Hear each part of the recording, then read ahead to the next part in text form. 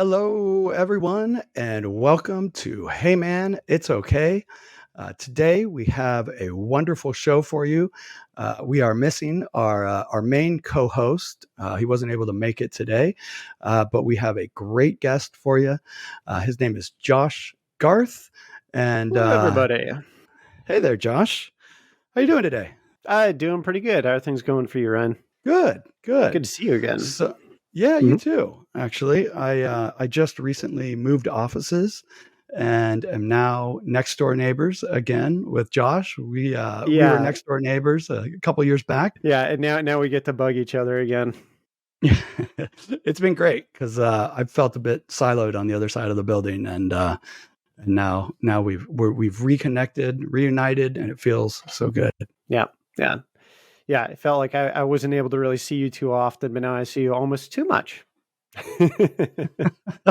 There's no such thing. There's no such thing. Yeah. So, one of the main reasons we wanted to bring Josh in today is Josh kind of specializes in working with young men, probably primarily.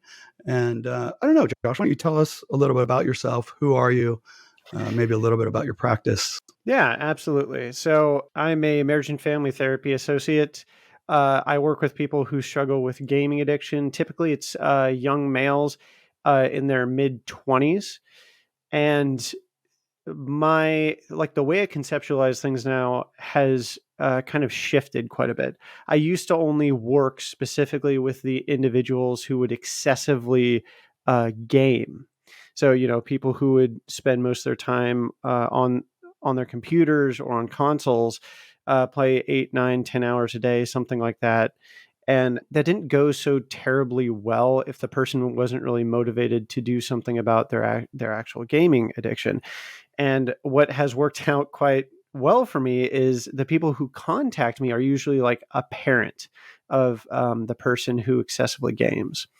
So there is already technically structure in place, but I've been looking at it more as like a family dynamic that can give that young male structure.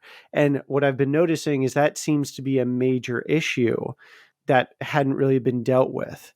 And so when I'm looking at this, when it comes to gaming addiction, I see this lack of family structure, and it's really interesting because it's not just the addiction part is more just a result, right, of what's been going on in the family. And so I've been looking about what the other effects, other results that can occur from a family structure that's not doing so well. And there's many other things too that kind of go along with this. You and I had talked about prior about porn addiction that goes along with this. There seems to be a lack of motivation to start the person's life. Adolescence has now crept past 18, 19, 20, almost up until like 30 years old, right? Which is really interesting because generations prior, we're looking at people who couldn't wait to get the hell out of their parents' house at the age of like 18, 19 years old. And now it seems like there's a lack of that want, right? And I mean, there's a whole lot that we can talk about there, but I'll leave it at that in terms of like what my practice is. Yeah, and I'm really curious as to what you think some of the causes are that have, created some of these issues. But, maybe before we dive too much into that, what was it that brought you into working with this population? Well, actually, I still am a gaming addict, although I'm no longer in active addiction. I've been sober for over 2.5 years now. But I would be one of those teenagers in high school, even through college, where I'd play until like 4 or 5 o'clock in the morning. And I noticed for myself that things weren't going so well. Other part of it too was I noticed emotionally I didn't really connect with people too well, and there was something lacking with me. I didn't know what it was. I just knew that I was unhappy at the time. Another part of this too is I didn't really have a good support system. I didn't realize what therapy actually was until I'd finally gone to see a therapist. I'm like, dude, this is what I've been wanting my entire life. Growing up, I grew up in a very chaotic household where on one side of my parents, my mom was very inconsistent. And a lot of what was going on with her is she would behave based on how her emotions were kind of guiding her. And then I had, my dad, who would essentially back away. He wasn't invested at all. So there was no stability at all in that household. I didn't know who to go to. I would clam up. I felt like there wasn't much, like what was going on with me wasn't valued too much. And so I just stayed to myself. A high rate of depression in me, anxiety too, socially, which took a really long time for me to understand why that was. And it turns out, because I didn't value myself, I thought everyone else was just judging me as being some stupid person who essentially had no value.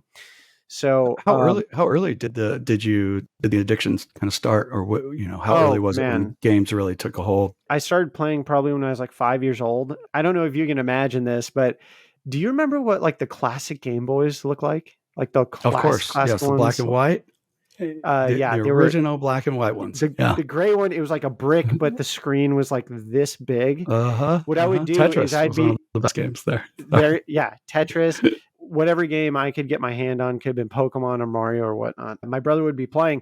I would put my head over his shoulder on the couch, and it was like I would he had two heads on his body at that point, and we were both watching him play Game Boy.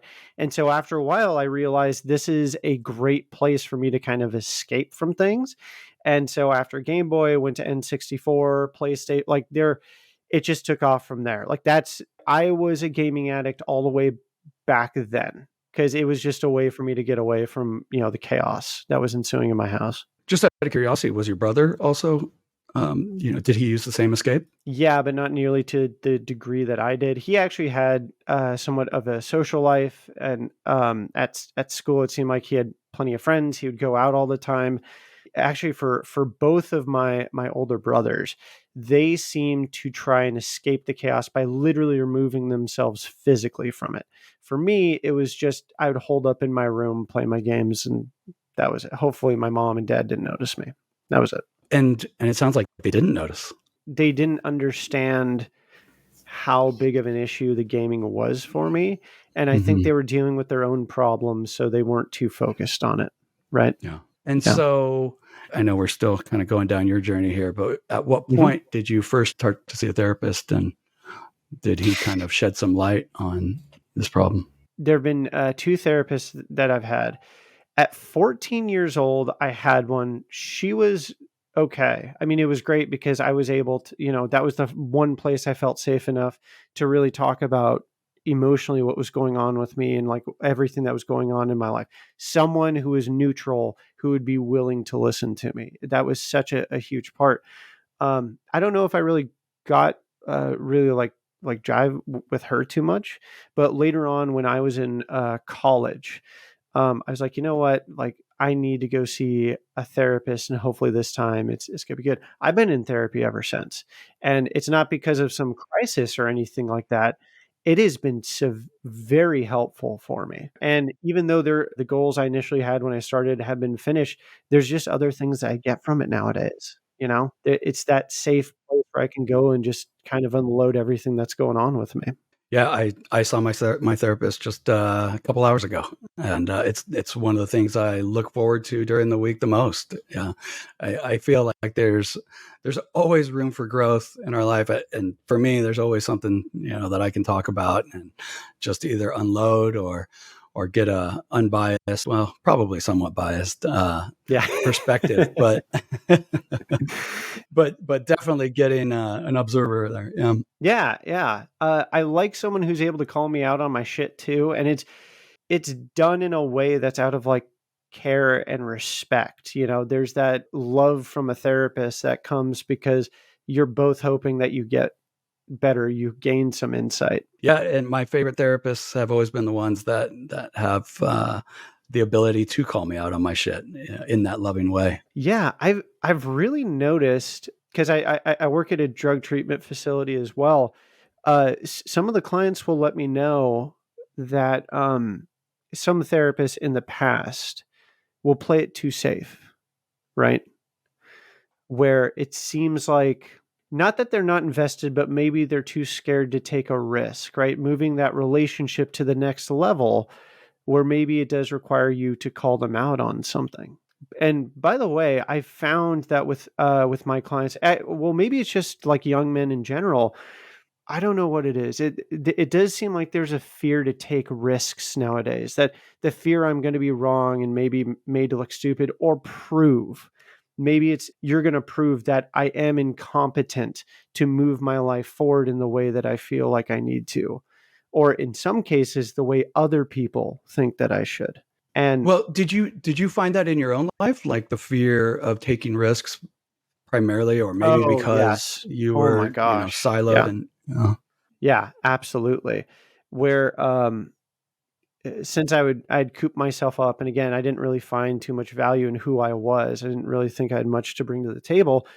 Um, I was afraid that I didn't have what it would take to have a job, to have a girl, romantic partner, girlfriend, to have friends. I always felt like I would um, not meet expectations. It very strangely for other people, and it's weird because I also felt like my expectations had to match their expectations, which talk about codependence. Holy moly, man. And I did notice that in myself for sure.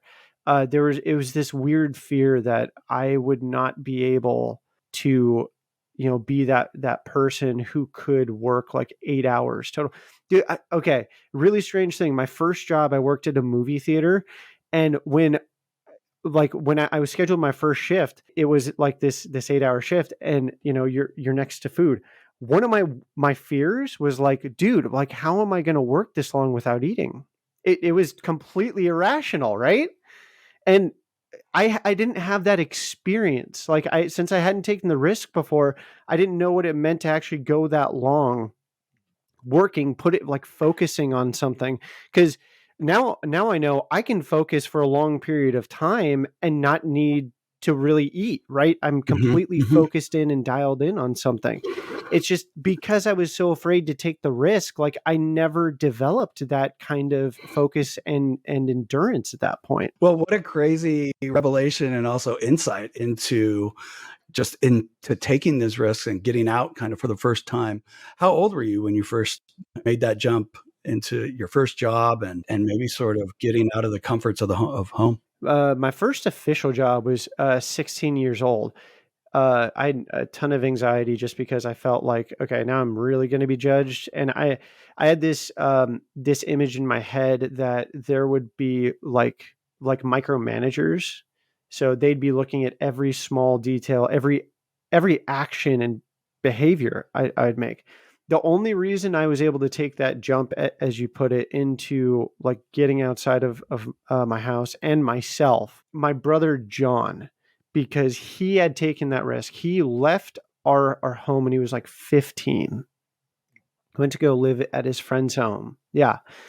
My brother Jeremy was, I think he was kicked out. He didn't leave, but when he was 14 years old, and he also went to live at a friend's house as well.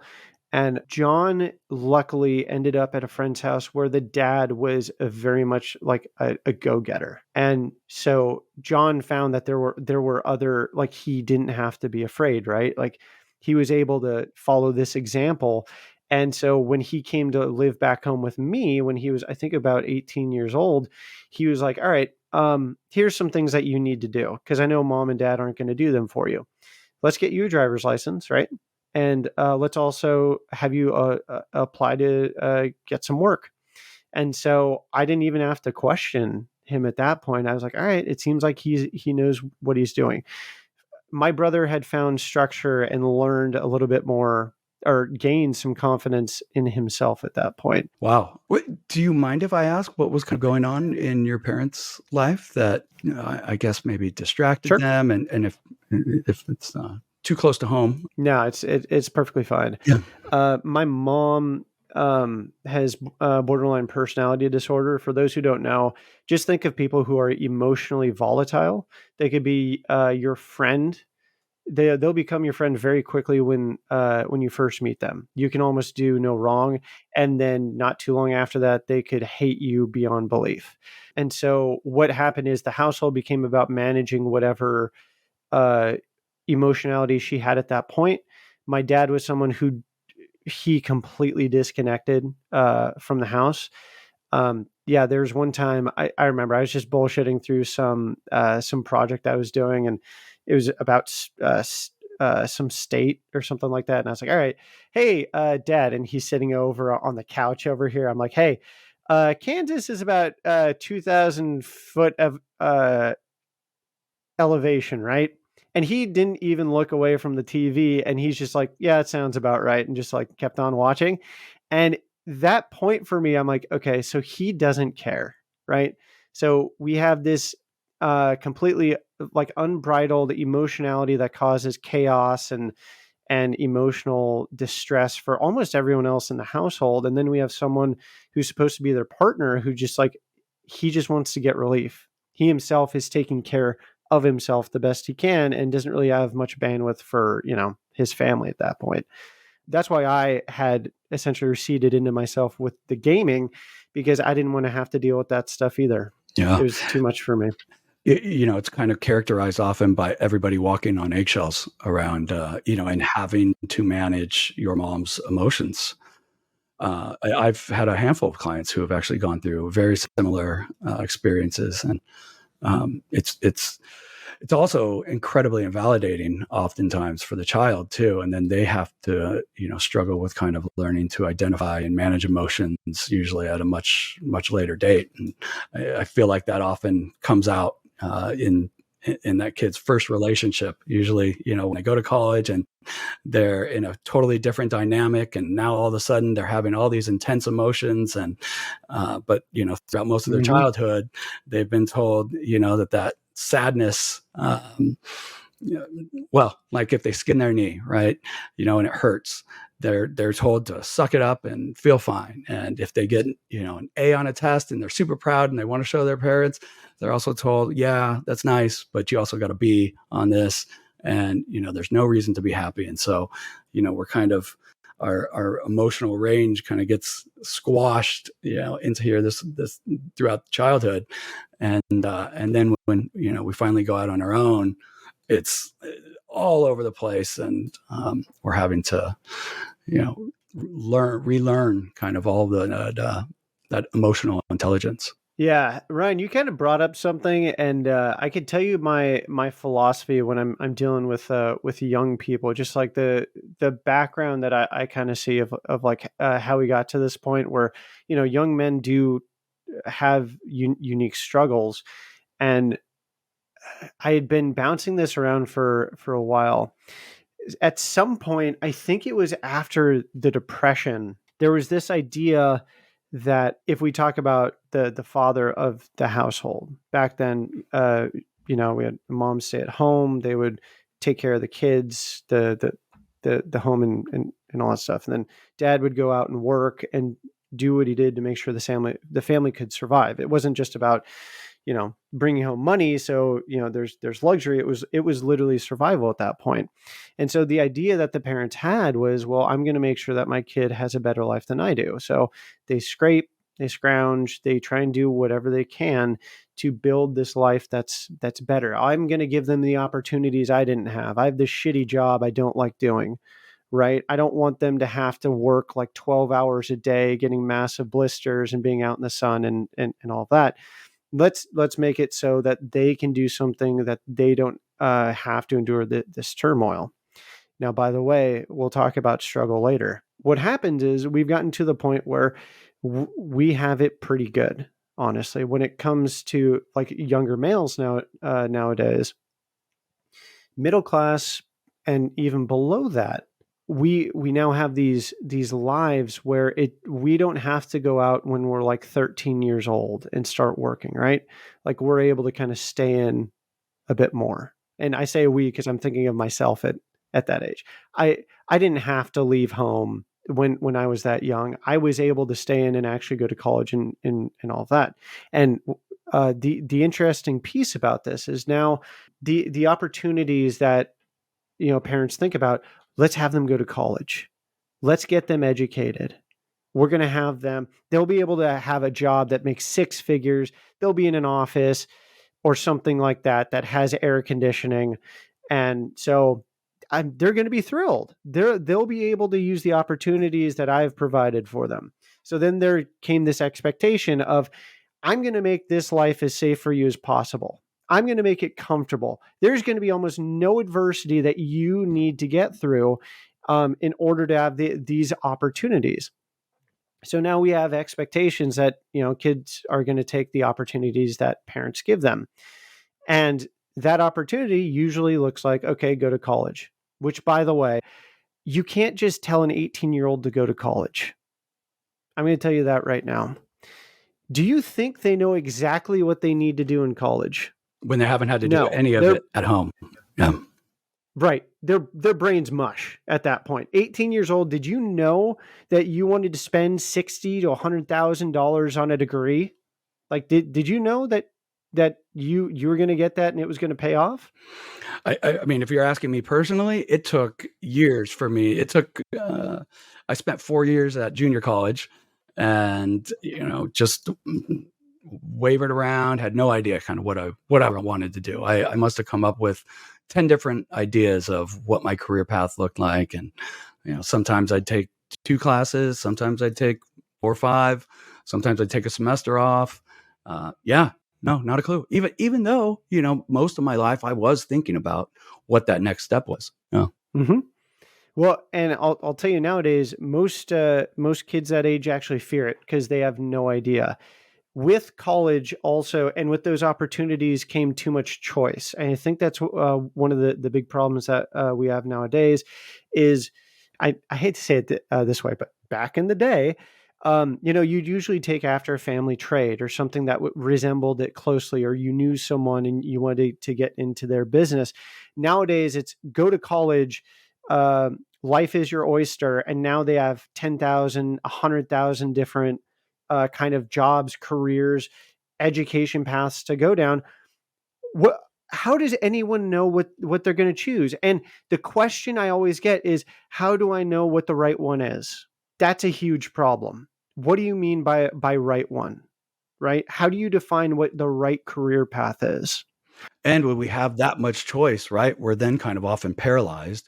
Or a lot of times then we'll make that choice and then feel like, oh, we second guess it all. And, sometimes go back and wish we would have done a different one, often leaving us unhappy with the choice that we made or the path that we're making, right? As far as my career went, I completely fell into it for, the first half of my life.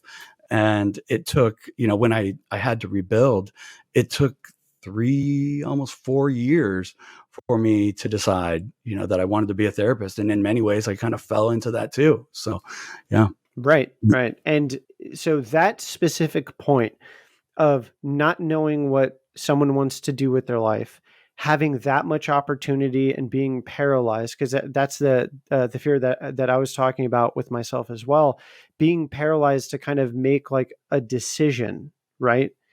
Because you don't want to choose the wrong one. And the way it gets framed, especially with young people, is this is going to affect the rest of my life. Once I go down this path, I won't really have another way to go, which, by the way, isn't true. I mean, there's plenty of people who they'll switch careers if it's not good for them, but they don't want to get it wrong. There's also this fear of, not, if I don't choose the right one, then I've wasted all that time, and it's not working out for me. Yeah, I mean, it's a serious investment, especially if you go away to college. Oh yeah. And also the idea that they have to go away to college, that's a whole nother conversation probably. But I always try and leave the option open. It's like, okay, so let's say you don't go to college. What do you think you would want to do? And a lot of the times they still say, I don't know. And then I ask them, it's like, all right, have you tried any hands-on work before? Because a lot of kids that are my clients, they've had difficulty in school.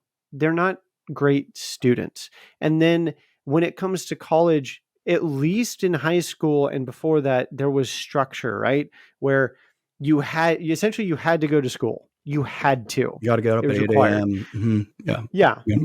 College is nothing. College is your own responsibility. It's a dramatic shift in taking care of yourself. And parents nowadays, please forgive me if you watch this, but there's too much of planning their life for them. There's too much of the hands-on part of it, where it's more about you reminding them, right? And then when it comes to that time of switching to take responsibility for themselves, they don't really have that nowadays. It's such a dramatic swing at that point. There's been a lot of clients I've had where, if we talk about going away to school, right, they completely fall apart. There's no more, mom and dad aren't around anymore. I'm going to party my face off, or for my clients, it's more like, I'm going to game my face off, where they just ditch classes, and that's it. Mm-hmm. So in general, a few of the things that seem like some of the roots of this issue is a general like lack of preparedness, lack of parental or family structure, and also just being overwhelmed by too many choices. Yeah, that's a good summary right there. The being overwhelmed by too many choices, I think that's a really important piece of this, because if we put on the expectation, and what we'll call it expectations of the self as well, like no one wants to fail, right? And so when we get this black and white thinking of either I'm going to fail or not, that can be very, very paralyzing, because now it's a swim or sink And situation. for many of them, they've never had to fail, or they've been saved. By any time that they were going to fail and have to maybe pick themselves up on their own, they had a parent that broke that fall, or or made the climbing back, the resilience. They kind of took the skill that the child would have learned in finding that resilience on their own, and they kind of took that away from them. Absolutely. In my practice, I call that struggling well, learning how to struggle well, learning how to get over or get through barriers, or um, being able to identify obstacles and seeing if it's worth taking them on or not. Right. That's a really important piece. What are some of the struggles that you have? A family or a client comes to you. He's been gaming 80, 90 hours, 100 hours a week, something, like that. How do you first, I don't know, get through to them? How do you build rapport, and then kind of tear that, controller, I guess, away from them? Am I saying that right? I know it, just working with somebody recently, and was rather afraid to kind of point out his gaming addiction, for fear of, one, kind of losing that trust and that rapport that I had, that I'd no longer kind of be on his side. I think I was afraid that I'd now, be taking the parent side, but it was also very apparent that gaming was first in his life over everything else. Yeah. Yeah. The first and foremost is we need to take the illusion away that gaming is something that people don't become addicted to. There have been many clients I've had where they've been to therapy before, and the therapist doesn't pay mind to it. They say, "Oh, you're gaming. That's actually probably a good thing." It's like, well, how often are they gaming? When do they game? Right? What are they doing instead to game? Or maybe they're not. We probably shouldn't get too into it, but I know, especially with porn, there's part of our industry or part of our field that doesn't even like to use the word addiction, right? That it's because it's not necessarily a biological addiction, similarly to substances. So Yeah, even absolutely. the So process of calling it out can be difficult. yeah. Well, bringing up porn, by the way, if you really want to get nothing done in one day, play a bunch of video games, watch porn, masturbate, and then also smoke some weed, and you'll get nothing done that day. There's nothing productive coming from your life. And porn kind of goes hand in hand with gaming, especially for like stimulus.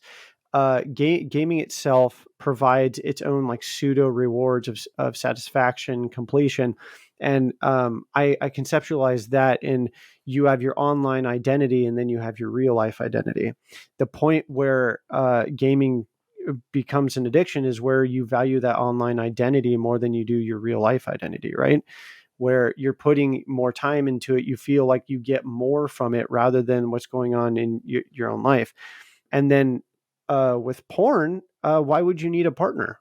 You can get anything you want to, even more, right? Things that you never imagined of, you can get online. So everything that you need is at your fingertips, so to speak. Because if we were answering your question from before, if we do identify it as being an addiction, I treat it the same as any other addiction. Parents are like, well, they've been good for 2 weeks or a month, right? They've been getting their homework done. I was thinking about letting them play some more. No, why would you do that? A meth addict, he's been good for a month. I feel like I should give him like a small hit of meth. No. When it's gotten to that point, no, they're going to go back into the same routine and relapse, right? That's There's a lot of like reframing. That's I'm sorry, go interesting. ahead. So instead of and in substance abuse, you would call this the harm reduction model, right? And Yeah. versus total sobriety. And so you're against any sort of harm reduction and would advocate for actual gaming sobriety, gaming porn sobriety. Yes. Yeah. And the reason why I'm going to tell you why is Yeah. because with any other hard drug, you have to be a lot more active and intentional about going out, getting it, and there's a lot more energy and probably money that goes into it. And also, it's not accepted by society for the most part. If we like any online activity, be it playing games, being watching YouTube or anything like that, it's socially accepted. It's pushed in front of everyone's face. And nowadays everyone has access to the internet. They don't know what it means. I say they, and I'm generalizing. Um, Excessive gamers don't know what it means to have a normal day without it, without that internet connection and the games. Yeah. What is that like once you're trying to remove that behavior? How much pushback do you get? Yeah. So it's really interesting because parents have just as hard of a time as the gaming addict, because they feel like it's painful. They don't want to see their kid go through whatever it is, and also they don't want to have to deal with it. That's kind of the reason why they allowed them to play games so much, is because it quelled any emotional problems in the household. So now it's not just about the addict, it's also about the family unit as a whole restructuring itself.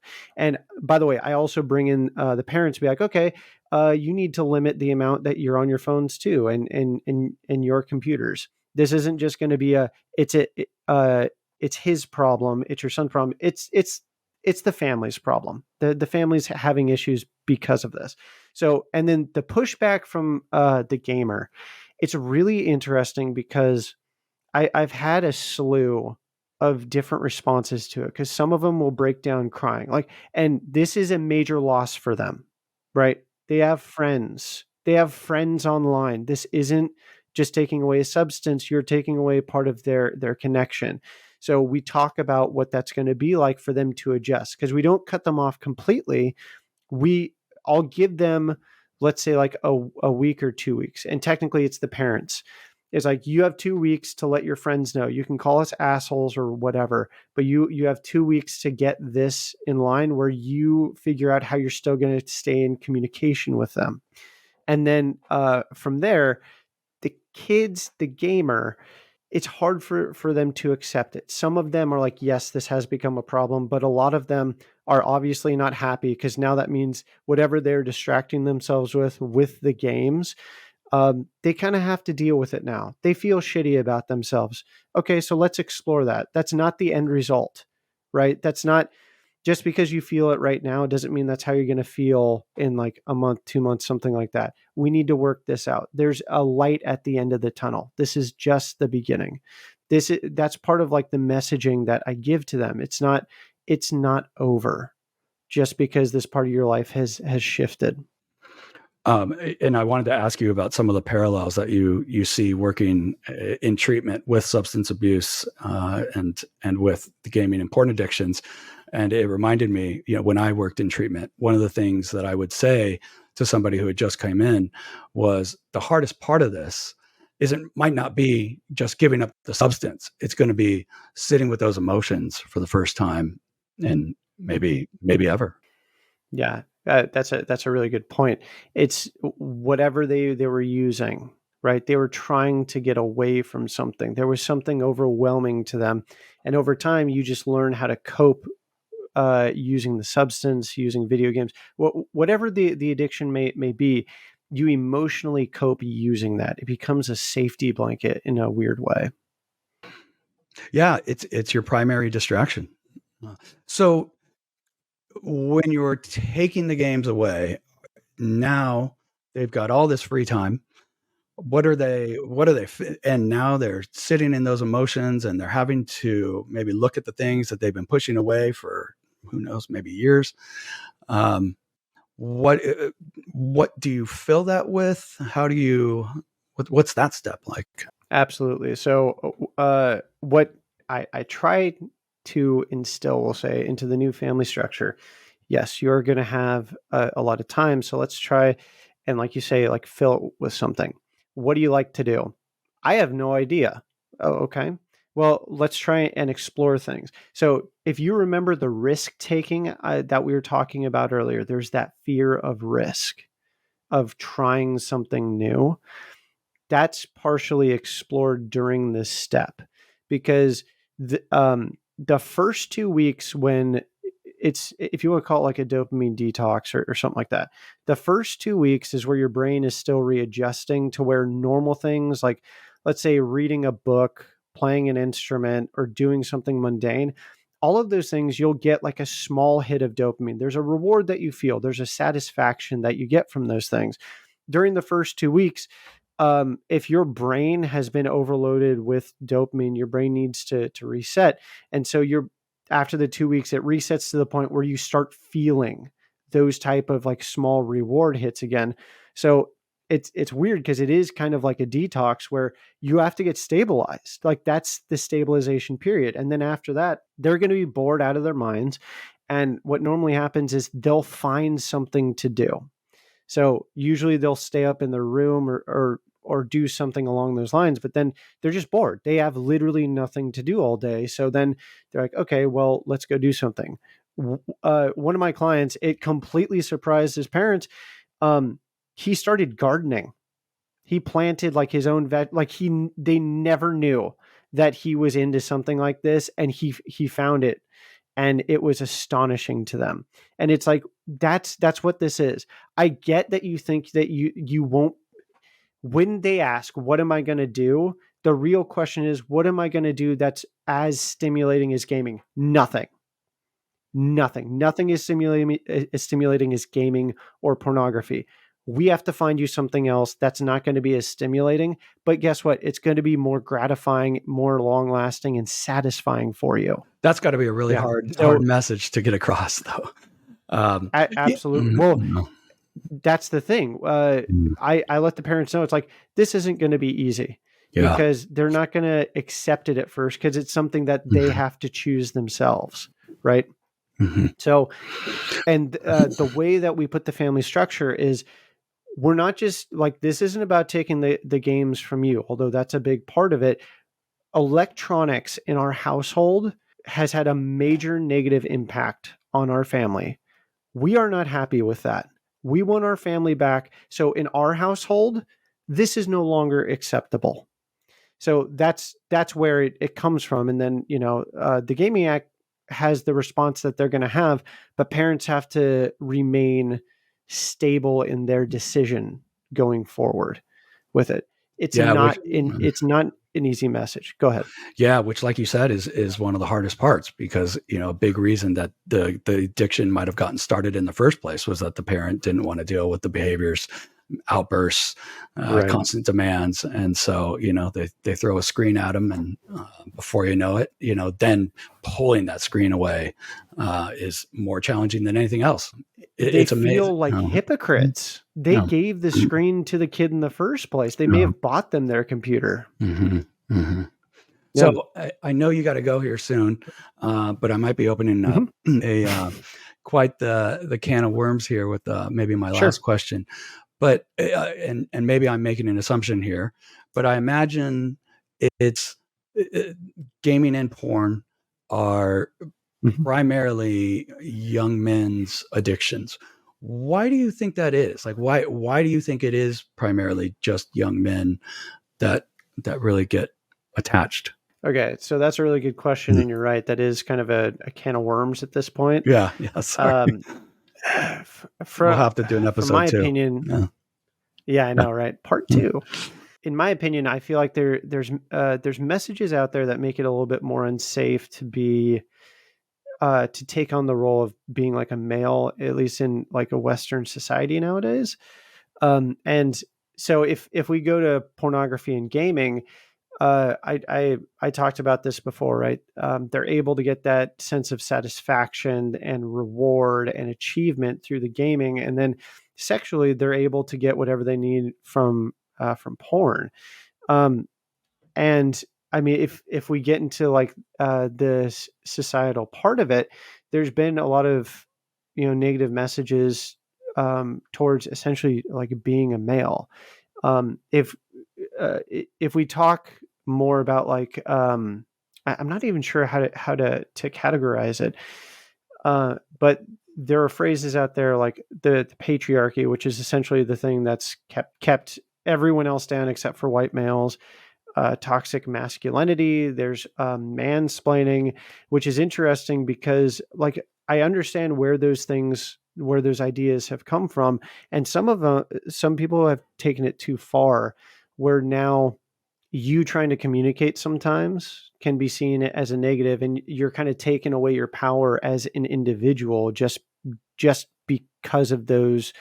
I guess it's like it's stereotyping from the other side, right? Like I don't know. It feels like there's an opposition rather than a stance to try and understand each other. If we talk about males and females, or like it doesn't matter what group you're a part of. Like I I have this idea, and I try and use it in therapy, where we have our own unique, spontaneous experiences.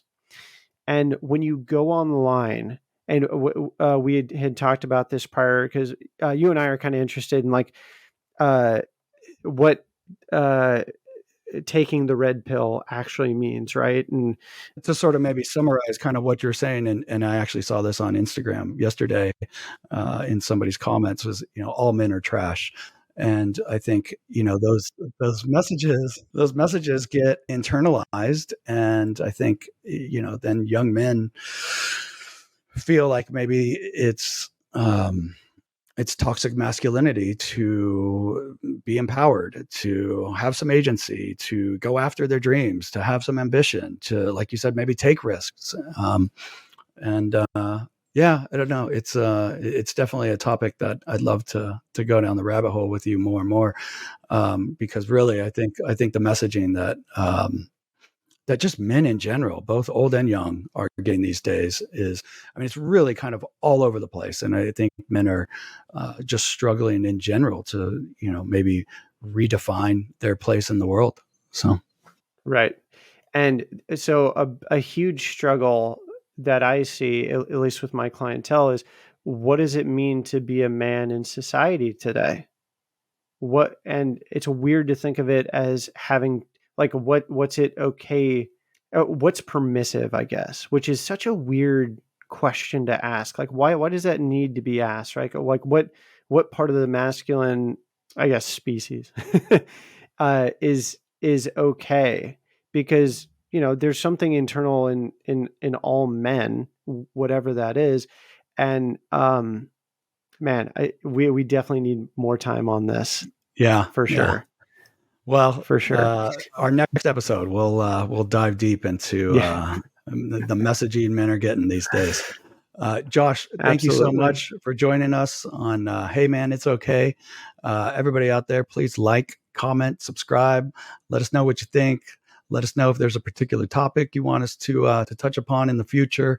And Josh, also let us know where we can find you out there. Do you have anything coming up or website? Sure. Yeah, absolutely. If you will look more and see what my services are about or what I'm about, gamingaddictioncounseling.com. And you can check it out. Phone number, emails, all there.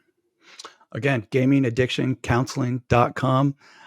Josh, you are so knowledgeable when it comes on onto the subject, and it really sounds like you're making a difference out there. And yeah, I really appreciate the work you're doing. Thanks, man. And thank you for having me on today. Great. Thank you, man. All right. Thank you, everybody. Have a great day.